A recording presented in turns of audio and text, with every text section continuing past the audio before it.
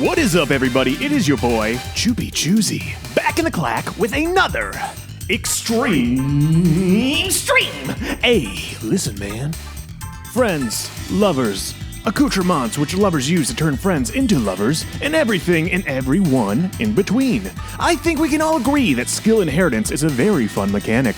Building your own customized crazy death machines is just so rewarding. You know I love to build me some wacky shacky units that are also very effective in combat. And you know I gotta screenshot that shit and plaster it on every form, every nook, every crevasse the Fey world can muster. And yes, I am always open to constructive criticism. Except from you, Naruto fan 229. I don't care that my Dorcas will get one-shotted by a Reinhardt and my mother doesn't use quick riposte. You don't even know my mom. I will find your address. I will find you. I will come through the screen and squeeze you. Squeeze you until all your juices run dry, Naruto fan 229. You understand? So we're going to talk about skills I think are good, underutilized, underappreciated, sleeper skills. Skills that are universally good, would work on most builds, but for some reason, people shy away from them. So I'm going to choose 2 from each alphabetical passive slot, and let's get right into it. So the first A skill on the chopping block is Darting Stance, baby, yeah! Darting Stance, yes, I feel like, at first glance, people look at stances and automatically say, oh, this is only for enemy phase units. No, guys. Stances honestly work best on aggressive player phase units so they can push forward, make contact, deal some damage, and not worry about whether they're going to be able to sustain through the enemy phase. Darting Stance is one of the best options of all the stances, especially for units with speeds in the mid to high 30s. Unless the enemy has a breaker or bolt fighter, you should never be getting double tapped. I see a lot of units running quick riposte at like 40 plus speed, and I see what you're going for with that. But in my opinion, this is a far better option. It can free up your B slot to run something like Wrath. Alright fam, the next A skill is probably one you're not expecting, but yes, it is the dual stat skill.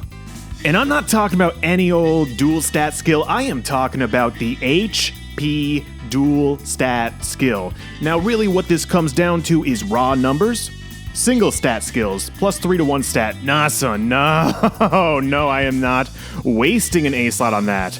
With an HP dual stat skill, you are getting plus 6 of hard stats added to your unit as opposed to plus 4 that you would get with any other dual stat skill. And I think that's worth giving up your A slot for, to be honest. B skills.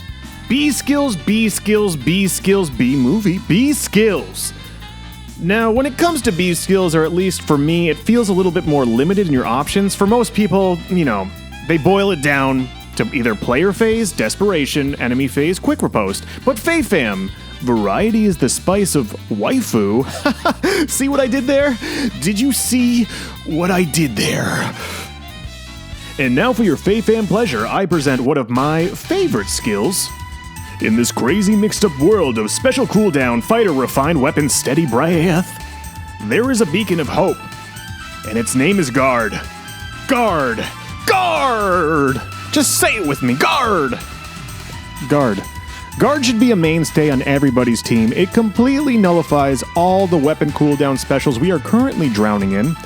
Anytime somebody comes up to me and says that Zelgius is broken and they have no way to counter, the first thing I ask is, are you running Guard? If not, then welcome to the cool club, tell them Choopy Choosy sent you.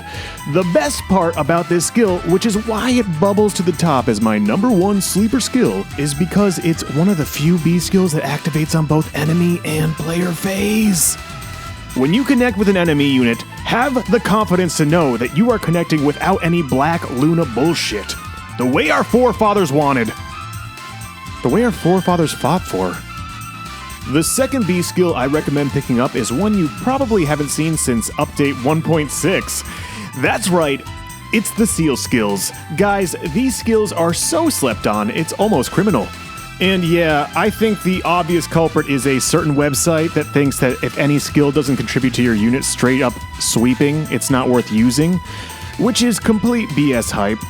But if that's what you're looking for, this skill might actually help do that. You see, what people seem to be sleeping on is the fact you don't need to connect with the enemy for this skill to activate.